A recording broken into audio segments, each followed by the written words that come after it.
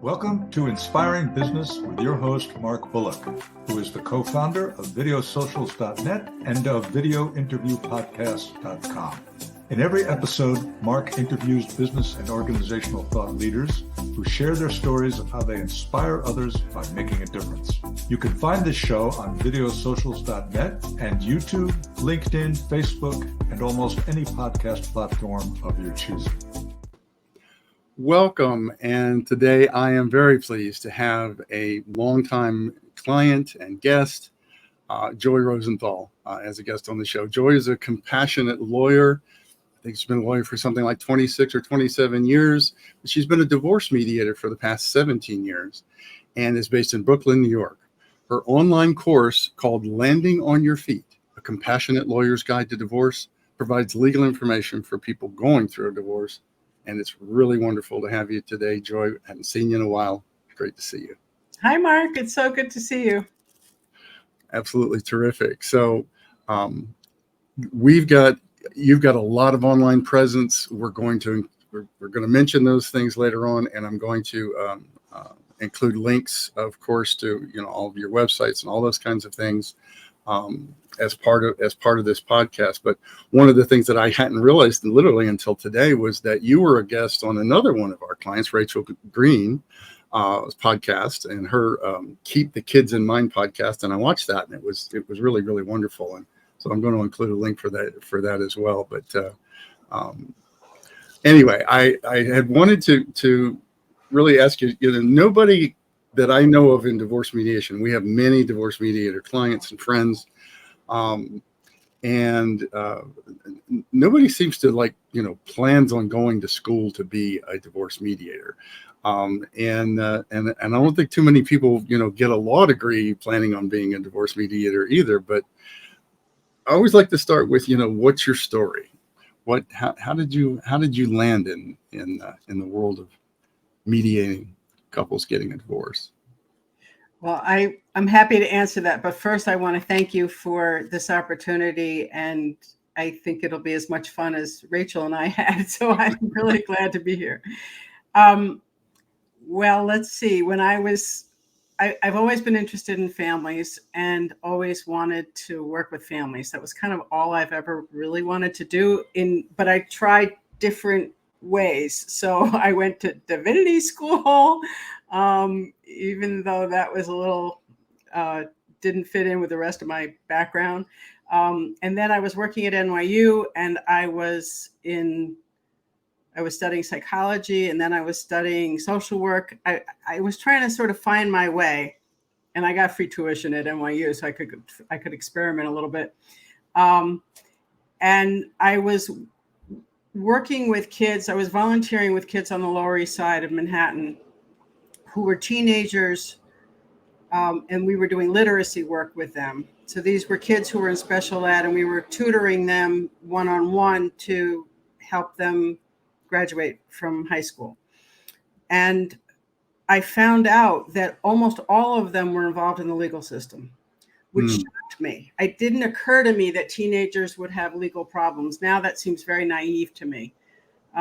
This was in the early 90s. And so then I began to think, well, maybe I could be more effective as a lawyer for teenagers than I could be as a social worker or as a therapist. I'm not sure that's true, but that was the path I took. And I went to CUNY Law School, which is all about, their motto is law in the service of human needs, and it's all about public interest law.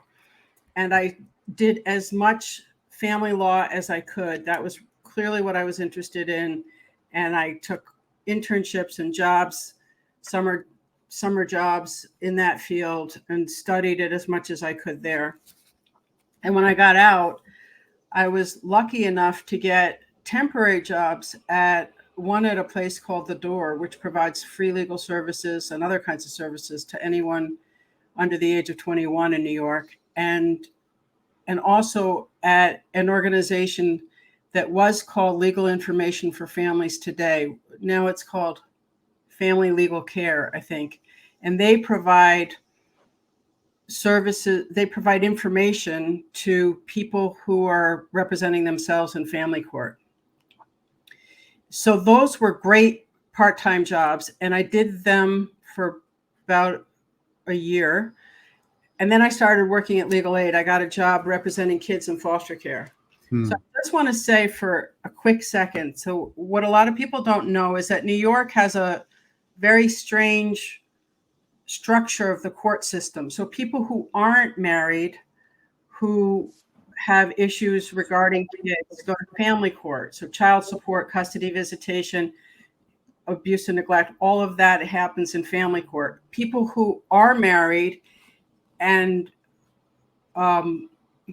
get divorced in Supreme Court. And it's bifurcated. And in my mind, it's been called an apartheid court system because there's a racial and economic imbalance going on there as well, even though that's not true on paper, of course.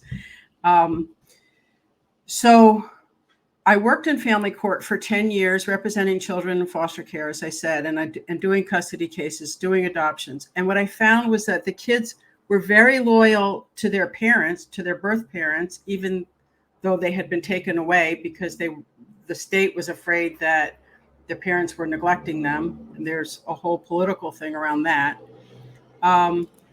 And they were also often loyal to their foster parents. And I found that kids really wanted everyone to get along. I mean, kids would sometimes say to me, I had clients who were like 5 and 6 years old who said, why can't my mommy and my foster mommy all live together? Like, to them, that totally made sense. So I did that for a long time. I actually represented parents for a little while. I ended up working at NYU in their law school family defense clinic for a year. And then the last 2 years I was at Legal Aid, I was doing delinquency work, which is criminal law for kids. And I kept thinking these cases should really be mediated because a lot of the times kids were getting arrested for school fights. And I got really interested in mediation and started taking mediation classes. And then I realized when I was kind of burnt out and wanting to go out on my own, that divorce mediation was a way that I could still help families, still be a benefit to children, and yet also make money as a mediator. So that was in the end of 2006. Should I keep going? Or? Absolutely. It's absolutely fascinating. So I started when I started my practice, I was doing a lot of different things which involved litigation. And when I got into the divorce mediation world, first of all, people like Rachel Green were so warm and welcoming and generous with their time and their knowledge. I still rely on Rachel a lot. And there's some other people, Jessica Rothberg, Teresa Calabrese. I mean, the community is just amazingly warm and supportive. And that was very helpful. But I also found that one of the differences between me and most mediators was that a lot of the mediators had been divorce litigators and got burnout from litigation and then decided to mediate. I never litigated divorces. I've litigated, but in family court, not in Supreme Court. That's the difference I was talking about. Mm-hmm. So when I litigated, it was to represent kids, usually, not so much parents. And I think that one of the things that helps me as a mediator is that I always have the kids' perspective in mind, because that's my training, right? Those kids trained me. And that's the basic message is that kids want everybody to get along. They don't really care who's right, who's wrong. They just want peace, and they want, to know that they're going to have like dinner on the table and a warm place to sleep at tonight. And, maybe their teddy bear. And I think that has really helped me, one, stay neutral, and two, keep that priority in mind, so that when people are arguing with each other, I can kind of remind them, like, are you sure that what you're arguing about is really important and is really what you want to be doing now. Right.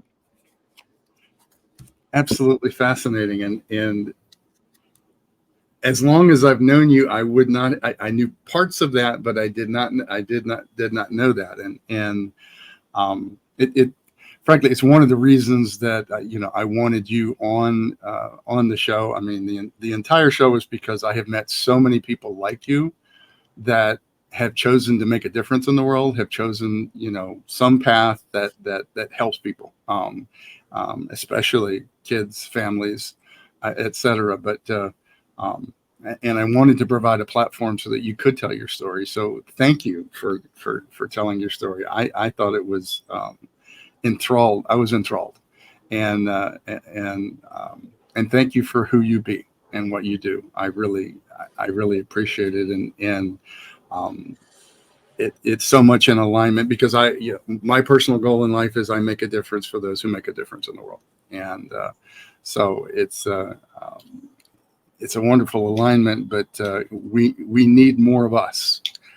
We need more of you in the world, especially in my mind around the whole concept of litigation and going to war, fighting over rather than coming to terms with and finding solutions to be a parent and to take care of our kids, regardless of whether we stay together in whatever relationship that we may have as between adults. Because one of the things that you mentioned today, and you also mentioned on Rachel's podcast, was that kids just want their parents.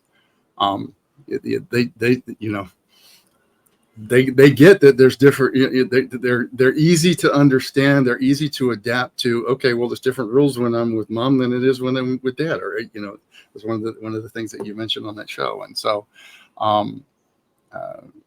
we kind of lose that as we grow up, and we think that everything's black and white. And for them, they're much more malleable. But they need the support. They need our love, and they need it, and they need for us to get along. To find a way to get along, so if I can respond just very quickly. First of all, the motive to do well, to do good in the world, rather, that I really give my parents a lot of credit. My dad used to say, you can do well and do good. And that was something I really took to heart. And the commitment to resolving things rather than litigation, in a way, that goes back to when I was in Divinity School, because I was studying world religions and I was studying Gandhi. I took a whole seminar on Gandhi and on his commitment to nonviolence. And I think that, I'm also sort of a child of the 60s. I'm showing my age, but I think that it really does place things in a different perspective, and understanding that there can be a different way. And I was just listening to another podcast where the podcaster said, it's the principle of the thing is the most expensive thing you can say in a divorce. That, sometimes what I say is fair is a 4-letter word. Like everybody I just want what's fair. But if you're willing to fight for it, you might be spending more money litigating it than the thing was worth in the beginning. Right. So. Awesome. So we know how and why you decided to get into family law and mediation, and so I think we've covered that well. But of late, you've been doing quite a bit of teaching. And how long have you been teaching? Well, when I was at Legal Aid, I always had interns, and a lot of times when I was on my own, I also had interns. So I've always sort of been doing some kind of teaching in that regard. And then in 2019, I started teaching family law at CUNY Law School, my alma mater, and did that through the pandemic, which was interesting. And when the pandemic happened, they taught us a lot about how to teach online, which is a little different from teaching in person. And then I started thinking, why am I teaching divorce law to these kids who for whom it's very theoretical, and not to the people who really need it. So I took a course on how to develop and market an online course. And that's how I got the idea and began developing the course, Landing on Your Feet, A Compassionate Lawyer's Guide to Divorce. Right. At first, it was just called How to Get Divorced, but I think this is a better title. And so that's been a great experience, helping people as they're going through it understand the legal framework, because I find that law logic and human logic is totally different. And there are things that will be really surprising. Like I got an email this morning from one of my clients where we did the mediation. I went through all the calculations with him, the child support calculations and maintenance. And then I wrote out the agreement, and it has the calculations written out. And he wrote back to me, I think in the middle of the night. And he said, how come they don't take out for federal taxes? And I said, I agree with you. I just responded. I was like, I totally agree with you. They should, but they don't. That's the statute. It wasn't a mistake on my part. But things like that, like that's a very human, natural response, is that if they're considering your income, how come they don't deduct state and federal taxes? And I don't really know the answer why, but they don't. So so that's what I mean when I say like the law might think about things very differently than human beings do. Absolutely. Another big one is that people think, oh, it's his fault, so he should get less. And the law doesn't necessarily think that way. and the judge and the even the whole thing with opposing attorneys, right, fighting through something. It's just, I think I've mentioned to you, I certainly have mentioned to many of our other mediator clients, we need to get rid of the word alternative out of alternative conflict resolution, because it needs to be the mainstream. It needs to be the first stop, anyway, my first mediation teacher said it shouldn't be called alternative dispute resolution. It should be called appropriate dispute resolution. I think that would be, I keep wanting to champion that for you guys, because it's like, the whole concept of alternative is just, it puts it in, I think it puts it in the wrong context, especially for families. Yes. Maybe for legal, I mean, this is my soapbox, right? Is that law doesn't work for families. The law was meant for business transactions, arm's length transactions, and a lot of it between either corporations or people who are never going to see each other again. But the truth is, in families, first of all, you've been a team, for better or worse. It might not have been a very well-functioning team, but you've been a team. And to some extent, for people with kids, you're going to be a team, there's going to be some coordination. Right. And so why does it make sense to put yourselves in an adversarial position? Right. It's very difficult. Absolutely. So this course that you've created, Compassionate Lawyer's Guide to Divorce, Landing on Your Feet, rather.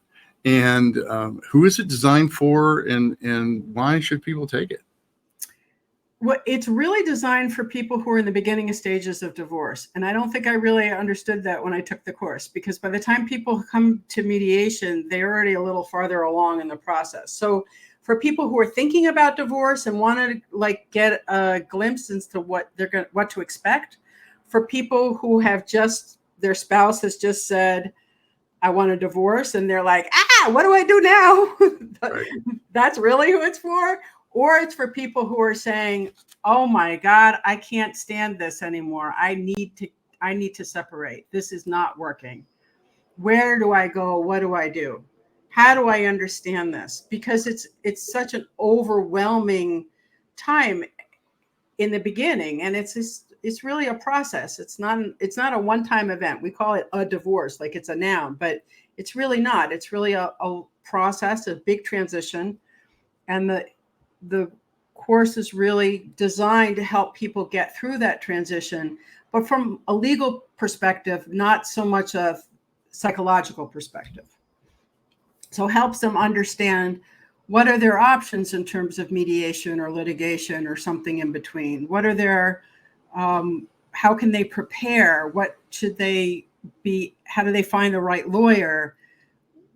And then gives them the basics of, there's basically 4 things I say you have to figure out in a divorce. What do you own together and how are you going to split that up? How are you going to support yourself and whether or not there's going to be alimony?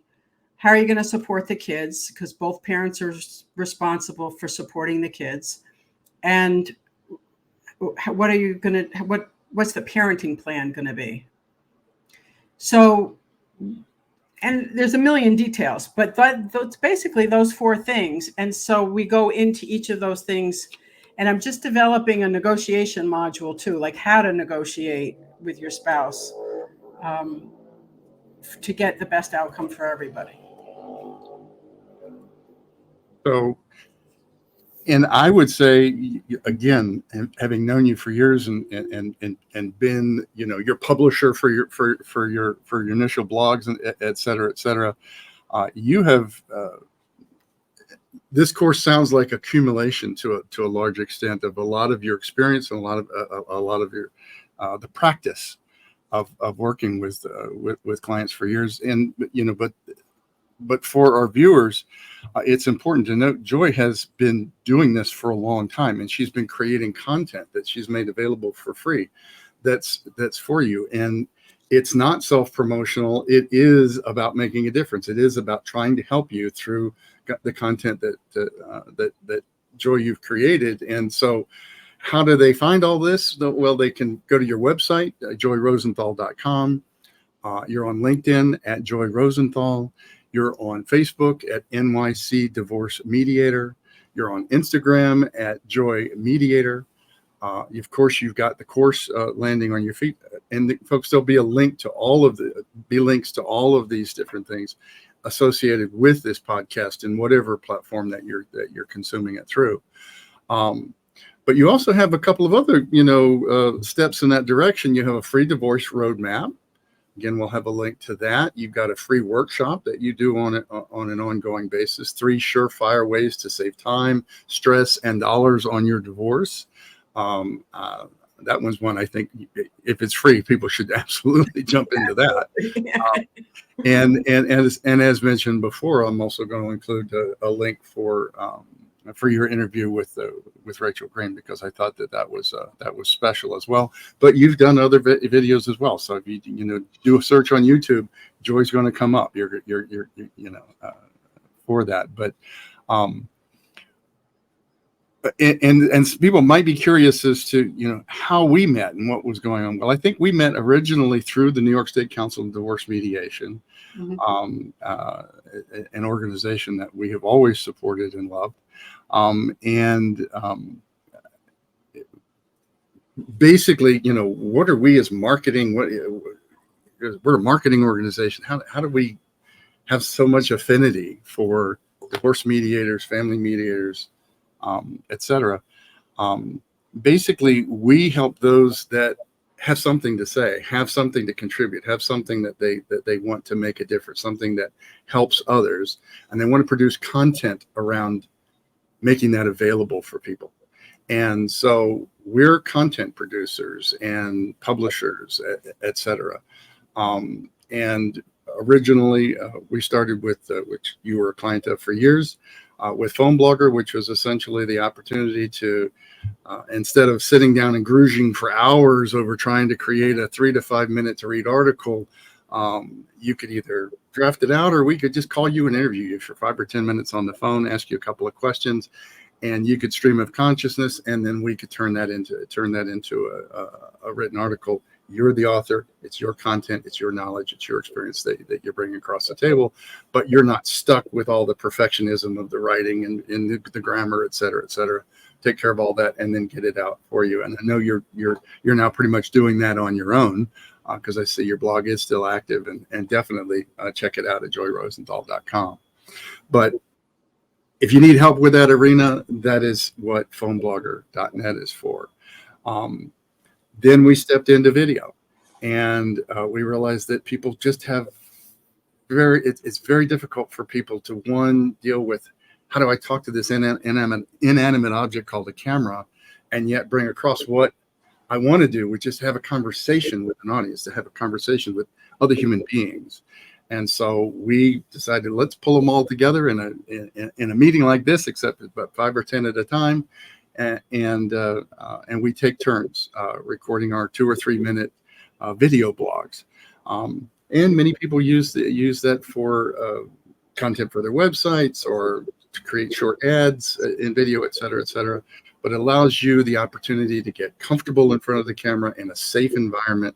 It's a judgment-free environment, and it's an experiential environment. We learn by doing rather than just learning the theory and, hiring, videographers, et cetera, we actually get on and we have conversations and we record those conversations. And many times right off the bat, it's something that's really valuable. We decide to publish it and move forward. And if not, then we've learned something and we can take those lessons with us to the next time. So videosocials.net, just click on the guest tab at the top of the screen. There's no cost, there's no obligation to come as a guest. We'd love to have you. And then for the next step, it is what we're doing today, which is professionals that are in alignment having a conversation. And that conversation is something that's far more interesting and engaging for our audiences to consume. We got to learn a lot about you, Joy, and what drives you and what your passion is, and et cetera. And that's only going to help not only those that get to consume it, but also for you and for those that you work with and serve all the way around. So it's kind of a win-win for everybody involved. But putting on an interview podcast has a lot of moving parts, and it's a lot. There's a lot that happens behind the scenes, everything from the scheduling, et cetera, et cetera. So we can handle those logistics for you if the whole concept is a little bit overwhelming, and that is videointerviewpodcast.com. So Joy, one of the answers to your couple of questions that I put up before having you come on the show is I always like to ask who or what inspires you, and your response to that I really identified that with, and that was people who make the best of what they've got and do a lot with their lives. Very simple, very straightforward. And the reality is we've been dealt whatever hand that we've been dealt, and it's what we do with it, right? Absolutely. Those are the people that inspire me the most. So not people who are born rich, not people who are born poor, but just people who do something with it and use what they've got to go somewhere else to make that transition. But before we sign off, I just want to say, having used both of your services, the writing one and the video one, and first of all, the video one is really fun because you're talking to your friends or your colleagues. But I don't think that you guys are providing such a wonderful service to get the mediation message out to the world by focusing on mediators. And I don't think that I would have been able to take the next step in terms of taking that online course and developing the online course without the foundation that I have with you. So I'm very grateful to you and Vic. Well, thank you. And that fills my heart because it means that we made a difference for you. And it swells my heart because that means that it makes that much more difference for that many more people that are out there, because we can't sit in our offices and hide and expect to help people, right? We've got to put ourselves out there, and you're a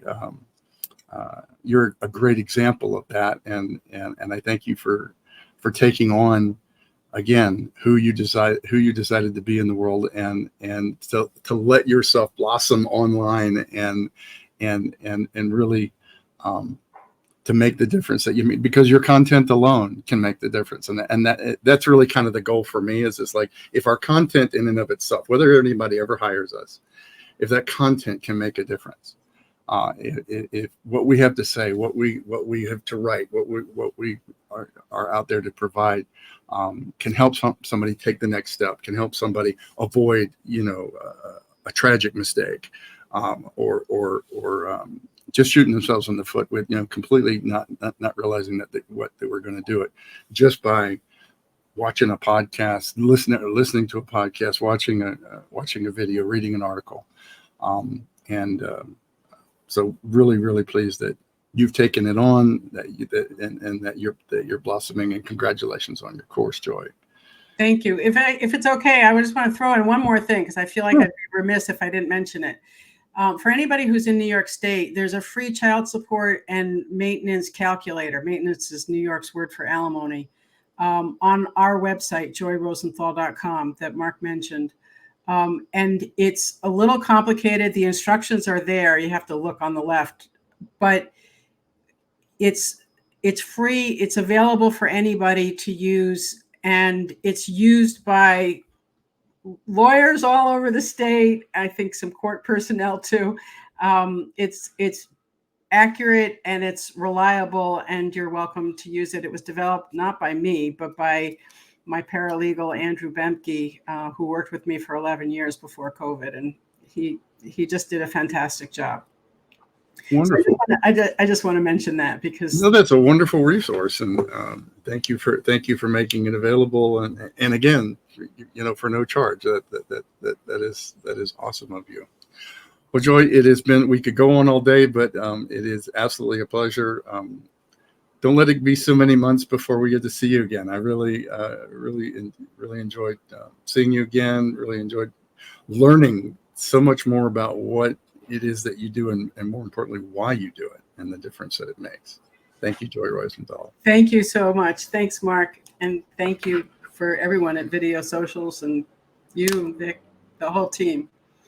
Awesome. Sarah, thank you. You've been listening to Inspiring Business with your host, Mark Bullock. Your positive comments, likes, and most importantly, your sharing of this show with others is greatly appreciated.